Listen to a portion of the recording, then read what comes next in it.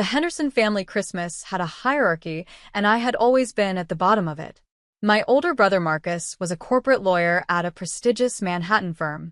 My sister Victoria ran a successful real estate business that Dad had funded with a $2 million small loan. My younger brother Daniel had just made partner at his accounting firm at the age of 32, a fact that my parents mentioned approximately every 7 minutes. And then there was me, Sarah Henderson, the family disappointment, the one who had abandoned a real career to pursue journalism. Writing for free blogs again? Dad asked, his voice carrying across the formal dining room as the family gathered around the Christmas table. 23 relatives turned to look at me, their expressions ranging from pity to amusement. I saw your name on some website the other day. Couldn't even load properly on my phone.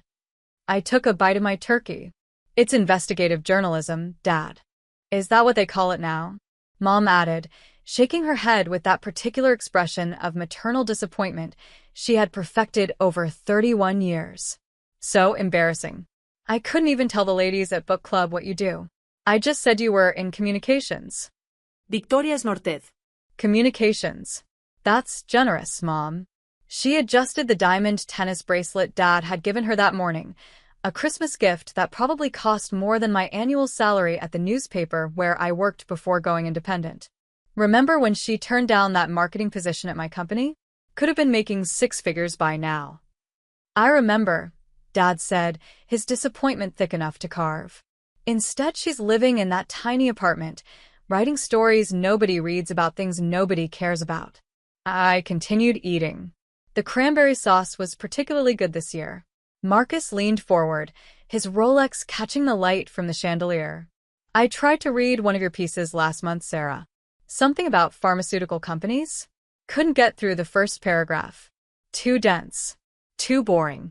That's probably why you're not getting any traction. Maybe if you wrote something people actually wanted to read, Daniel chimed in, like lifestyle content, recipes, travel tips, something with mass appeal. That's not the kind of journalism I do, I said quietly. That's the problem, Dad said. You don't do the kind of journalism anyone wants. You spend months on these investigations that get, what, a few hundred views? Meanwhile, your siblings are building real careers, contributing to society. You're 31 years old, Sarah. When are you going to grow up and get a real job? Aunt Patricia, Mom's sister and the family's unofficial gossip coordinator, took this as her cue.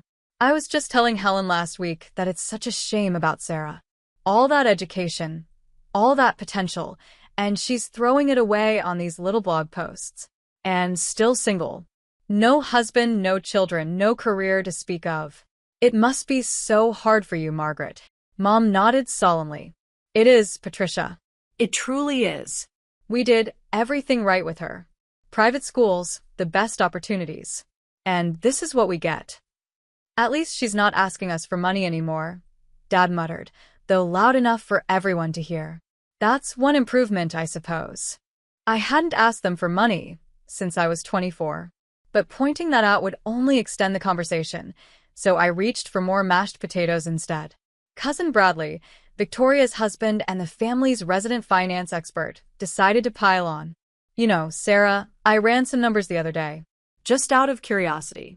Based on what you would have earned if you'd taken the marketing position Victoria offered, you've lost approximately $400,000 in potential income over the past 7 years.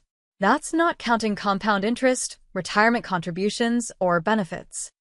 Thank you for that analysis, Bradley, I said. I'm just saying, from a purely financial perspective, your choices have been suboptimal. He adjusted his designer glasses with a self-satisfied smirk. Some people just aren't built for success, I suppose. No shame in that. My younger cousin Melissa, fresh out of business school, chimed in. I actually read somewhere that journalism is a dying industry. Like, literally dying. Print media is collapsing, digital journalism doesn't pay anything, and AI is about to replace whatever's left. Have you thought about pivoting to something more sustainable? Content marketing, maybe? Or social media management? Those are actually in demand.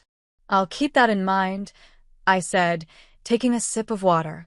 Uncle Richard, Dad's brother and a retired banking executive, leaned forward with the expression of someone about to deliver profound wisdom. The problem, Sarah, is that you've always been too idealistic. Too concerned with making a difference instead of making money. In the real world, idealism doesn't pay the bills. You can't eat principles. You can't retire on righteousness. That's a valid perspective, I acknowledged. See, that's exactly what I mean, he continued. You're too agreeable. No killer instinct. In my day, I would have argued back, defended myself, but you just sit there and take it. That passivity is probably why your career never went anywhere. I simply nodded and continued eating. The passivity he was criticizing was, in fact, strategic patience. I had learned long ago that arguing with this family was pointless. They had already decided who I was. Words wouldn't change that. Evidence might. My phone buzzed in my pocket. I ignored it. It buzzed again. And again. Can you silence that thing? Victoria snapped. We're trying to have a family dinner here. Though I suppose you wouldn't know about professional etiquette working from your apartment in your pajamas. The phone buzzed again. I pulled it out just enough to glance at the screen. The name there made my heart stop for exactly 1 second before I schooled my expression back to neutral.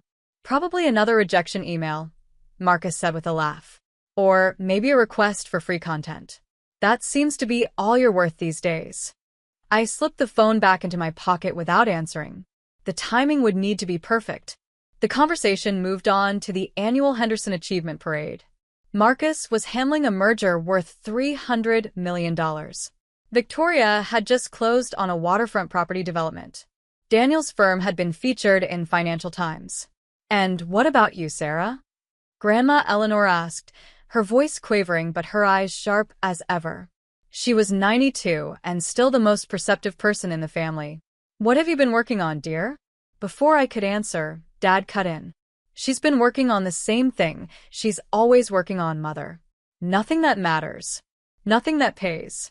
Nothing that we can be proud of. I looked at Grandma Eleanor and smiled slightly. I've been working on a series about corruption in the pharmaceutical industry. Price-fixing schemes that have cost American patients billions. See. Victoria rolled her eyes. Conspiracy theories. That's what she does now. Writes conspiracy theories for her little blog. It's not a blog, I said calmly. It's published in. Does it matter where it's published if nobody reads it? Marcus interrupted. Sarah, we're not trying to be cruel. We're trying to help you see reality. You're 31. You have no savings, no retirement plan, no real career path. You need to think about your future. I appreciate your concern, I said. Daniel's wife, Karen, who had remained silent until now, apparently felt the need to contribute. You know what I don't understand? Why someone with your intelligence would waste it on journalism. You were always the smartest one in this family, Sarah. Everyone knew it. But you've done nothing with it. It's almost like you're trying to fail. Maybe she is, Victoria muttered. Some people are addicted to struggle. They find comfort in being the underdog. It's a psychological thing. I actually read about that, Bradley added. Self-sabotage. It's common in people with imposter syndrome. They subconsciously undermine their own success because deep down, they don't believe they deserve it. The entire table nodded sagely, apparently satisfied with this armchair diagnosis of my psychological failings. Have you considered therapy? Aunt Patricia asked, her voice dripping with false concern. For the self-sabotage? I know a wonderful psychiatrist, very discreet. No one would have to know. I appreciate the recommendation, I said evenly. Concern isn't going to pay your rent, Dad said. Have you considered going back to school? Learning something practical? Accounting like Daniel? Or law, like Marcus? It's not too late to make something of yourself. Mom nodded vigorously. We could help with tuition. Consider it an investment in your future. Because right now, sweetheart, you don't have one. My phone buzzed again. This time, it rang. I had been expecting this. Sarah, Dad said warningly. We're at dinner. I apologize, I said, pulling out my phone. But I need to take this one. Do you mind if I put it on speaker?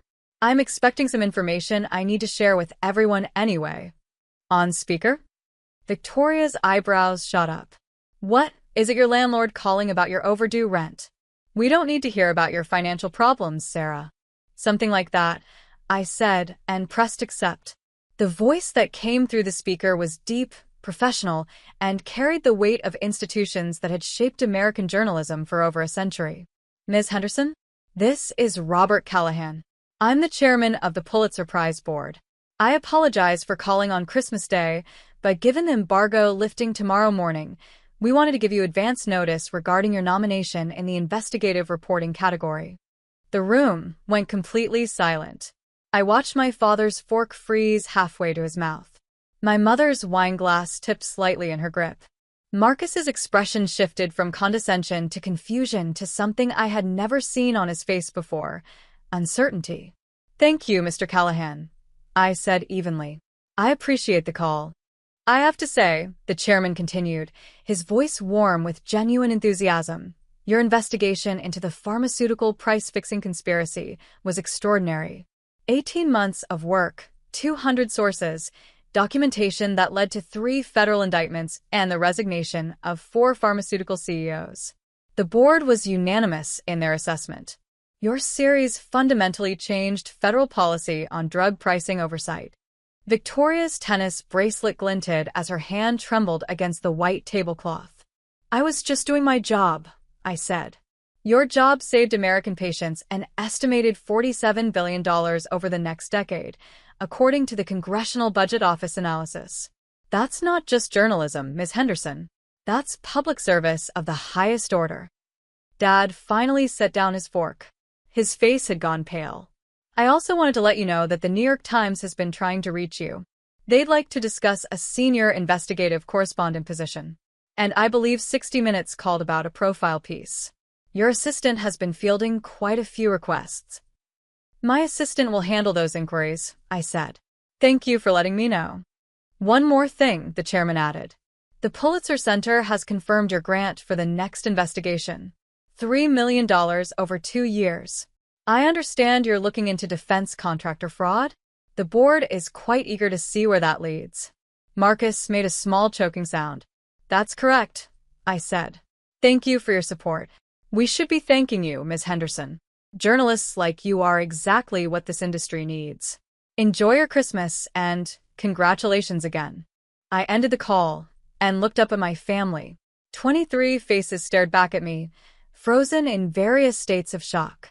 Bradley's financial calculations suddenly seemed less impressive. Melissa's career advice about content marketing hung in the air like a bad joke.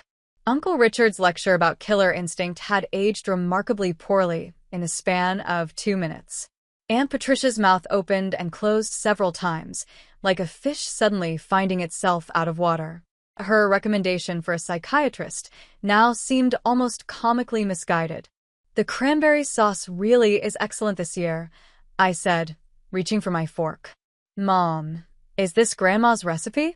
The silence stretched for exactly 12 seconds. I counted. Then everyone started talking at once. The Pulitzer Prize? Aunt Patricia's voice cut through the chaos. The actual Pulitzer Prize? I don't understand, Mom said, her wine glass now fully forgotten on the table, red liquid pooling against the white linen. You never said anything. You never told us. You never asked, I said simply. You assumed. Dad's face had shifted from pale to a deep, uncomfortable red. That investigation, he mentioned. The pharmaceutical one. That was in the Washington Post. I saw the headlines. I didn't realize I never connected. You never read my byline. I finished for him. It's fine. You've made it clear for years that you don't read my work. My phone buzzed again. I glanced at it. Excuse me. This is the executive editor of the Washington Post. I answered, once again on speaker. Sarah, Merry Christmas. I just got off the phone with Robert. I wanted to be the first to congratulate you. Well, second, I suppose. The newsroom is beside itself. We're running a special feature tomorrow on the investigation. Front page, above the fold. The managing editor wants to know if you can come in for a photo session at the print facility. I can arrange that, I said. Also, I don't know if Robert mentioned it, but Anderson Cooper's team has been calling. They want you for a special report on investigative journalism in the digital age. They're calling you the voice of a new generation of accountability journalism. Direct quote from their pitch. Victoria's face had gone from confused to something approaching ill. Her real estate empire suddenly seemed very small in comparison. I'll have my team coordinate, I said. Your team? Right. Still can't believe you have a team now. 4 researchers, 2 fact-checkers, and a documentary crew following your next investigation. That grant from the Pulitzer Center came through, I assume? It did. $3 million to investigate defense contractor fraud. You're going to nail them, Sarah. I know you are. Call me after the holiday. We need to discuss the book deal offers, too. There are 4 major publishers in a bidding war right now. I'll call you tomorrow. I ended the call. The table remained silent. Even the children, usually oblivious to adult drama, had stopped squirming in their seats. You have a team? Daniel finally managed. You have a documentary crew? For the past 8 months, I said. The defense contractor investigation required more resources than I could handle alone. 8 months, Marcus repeated, his voice hollow. You've had a team for 8 months. A $3 million grant. Publishers fighting over your book. And you never said anything? I met his eyes evenly. When, exactly, was I supposed to mention it? Between being told my work was worthless and being informed I had no future? During the part where you said you couldn't get through the first paragraph of my boring investigation? The same investigation that just got nominated for a Pulitzer? Marcus had no response. My phone rang again. This time I laughed slightly. This is becoming a pattern. Do you mind? No one objected. Ms. Henderson? This is Jennifer Walsh, personal assistant to Senator Mitchell. The senator wanted to call you directly to congratulate you on the nomination, but he's currently in a classified briefing. He asked me to convey that your investigation into pharmaceutical price fixing was instrumental in passing the Drug Pricing Transparency Act last month. He'd like to invite you to the signing ceremony at the White House in January. Mom's hand flew to her chest. Please thank the senator for me, I said. I'll have my office coordinate. Of course. And Ms. Henderson? The senator also mentioned that your upcoming investigation into defense contractors is of significant interest to several Senate committees. They may want to consult with you as their own investigations proceed. I'd be happy to discuss that after the story is published. Understood. The senator sends his regards and wishes you a Merry Christmas. I ended the call and returned to my meal. The White House. Dad's voice cracked. You're going to the White House? For the bill signing, yes. It's not a social visit, Dad. It's professional recognition. Professional recognition, he repeated weakly. Grandma Eleanor was the first to break the strange, suspended silence that had fallen over the table. She reached over and patted my hand, her aged fingers warm against my skin. I always knew, dear, she said softly. I read every single one of your pieces. Subscribe to the Washington Post specifically for your work. That pharmaceutical investigation was brilliant. The way you traced the money through 17 shell companies, masterful. I squeezed her hand. Thank you, Grandma. You didn't need their approval, she continued, loud enough for everyone to hear. You never did. You had mine. And now you have the approval of the most prestigious journalism institution in the world. I imagine that feels somewhat satisfying. It does, I admitted. Dad pushed back from the table, his chair scraping loudly against the hardwood floor. Sarah, we. He stopped, struggling for words. Why didn't you tell us? We could have supported you. We could have. Supported me? I kept my voice gentle, but the words still landed like stones. Dad, I have told you. Every family dinner, every holiday, every phone call. I told you I was working on important investigations. I told you I was published in major outlets. I told you I was making a difference. You chose not to believe me. You chose not to read my work. You chose to assume I was failing because my success didn't look like what you expected. Mom's eyes had filled with tears. We didn't know, sweetheart. We didn't understand. You didn't want to understand. I corrected gently. There's a difference. Marcus is a corporate lawyer who helps wealthy companies avoid accountability. Victoria sells overpriced properties to people who can barely afford them. Daniel's firm was recently investigated for questionable billing practices. Yes, Daniel, I know about that. I'm an investigative journalist, remember? But those careers were impressive to you because they came with fancy titles and visible wealth. Daniel went pale. How did you? That investigation is sealed. I have sources everywhere, I said mildly. It's kind of my job. Victoria's face had gone from ill to furious, but she seemed unable to formulate a response. Her diamond bracelet caught the light again as she gripped the table's edge. The Pulitzer Prize, Aunt Patricia said suddenly, as if the words had just fully registered. The Pulitzer Prize. Do you know what that means? That's the Nobel Prize of Journalism. That's the most prestigious award a journalist can receive. Sarah, you're going to be famous. I supplied. Probably. The Washington Post feature runs tomorrow. 60 Minutes is filming next month. The book will be published next fall. And the documentary about the pharmaceutical investigation is already in post-production.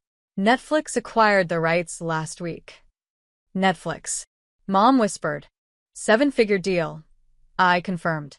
They're calling it the conspiracy you paid for. It's about how pharmaceutical companies colluded to overcharge American patients by billions while regulators looked the other way. The silence that followed was different from before. This wasn't shock or confusion. This was the slow, uncomfortable realization of exactly how wrong they had been, and for how long. My phone buzzed again. I checked it and smiled slightly. One more call, I said. This one's important. I answered on speaker. Sarah, it's David Chen from Columbia Journalism School. I'm calling because the board has made a decision about the endowed chair position. They'd like to offer you the Henderson Chair of Investigative Journalism. It comes with a full professorship, a research budget, and the opportunity to train the next generation of investigative reporters. The irony of the chair's name wasn't lost on us, by the way. Your family's donation from decades ago funded the position you've now earned on your own merit. Dad's face went through several colors in rapid succession. The Henderson Chair, I repeated, unable to suppress a small smile. That is rather ironic, isn't it? Your grandfather established it 40 years ago, and now his granddaughter will hold it. I imagine he would have been proud. I hope so. Take your time with the decision. There's no pressure. But Sarah? Speaking personally, not as a board member, your work is extraordinary. The students at Columbia would be lucky to learn from you. Thank you, David. I'll be in touch after the holiday. I ended the call and looked around the table at my family. The same family that had spent the last decade dismissing my career, belittling my choices, and treating me as the household disappointment. So, I said pleasantly, how's everyone's turkey? No one answered. I finished my meal in a silence that was, for once, entirely comfortable. At least for me. As I helped clear the dishes, because some habits die hard, Marcus cornered me in the kitchen.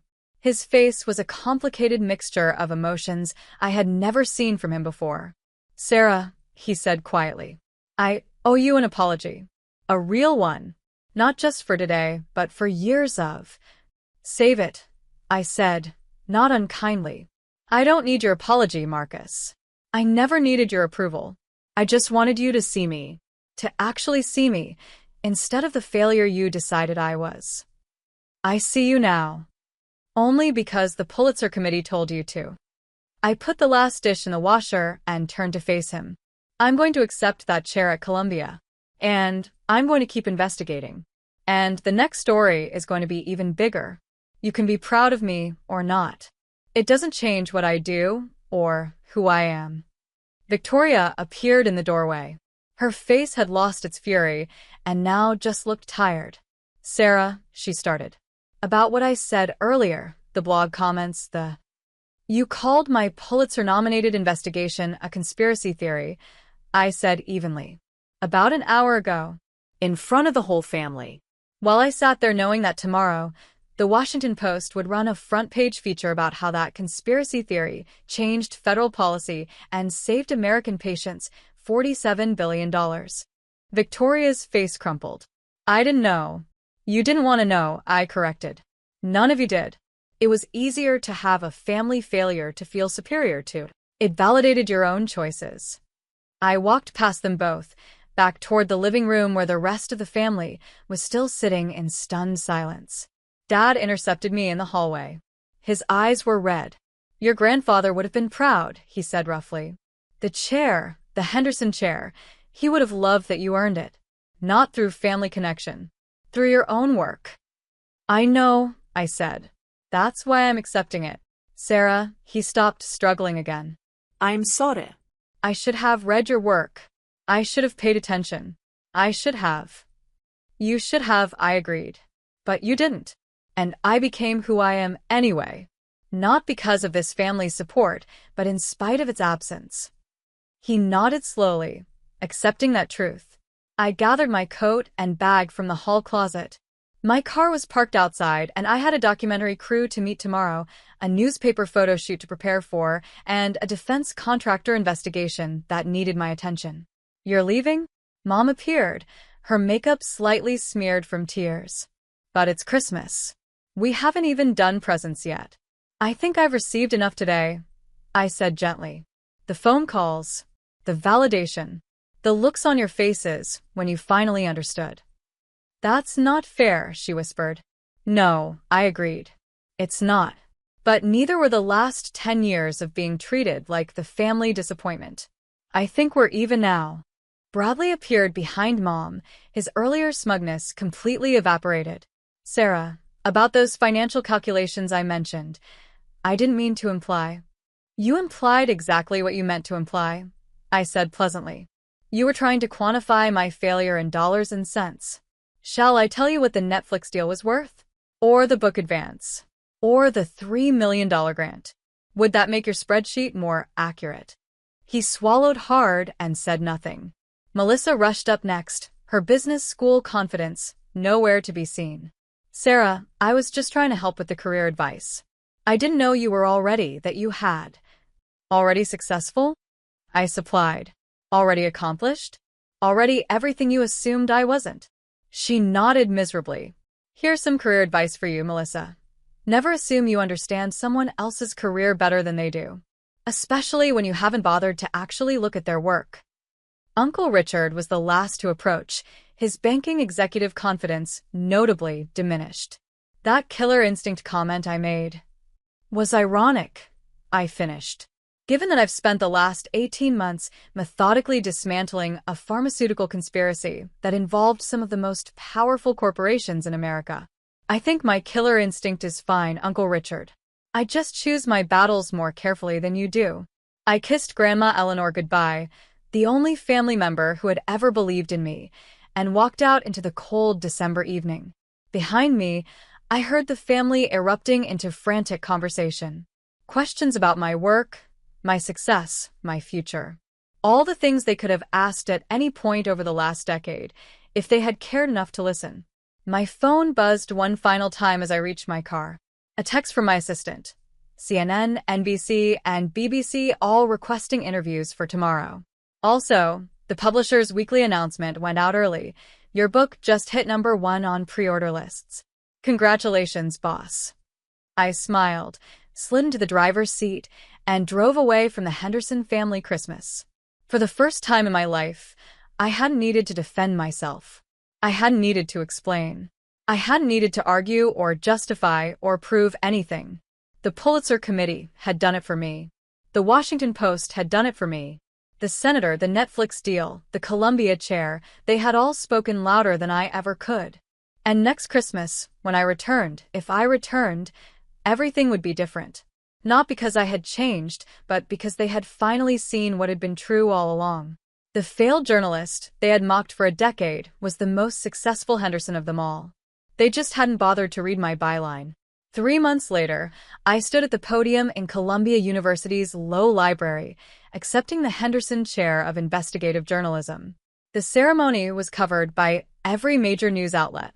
My family watched from the audience. All of them, for the first time in years, silent and respectful. The Pulitzer Prize ceremony followed in April.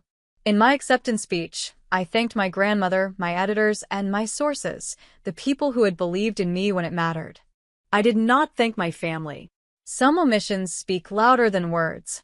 The Netflix documentary became the most watched in the platform's history. My book hit #1. And through it all, my family watched from the sidelines, finally seeing what had been true all along. Because in the end, the best revenge isn't served cold.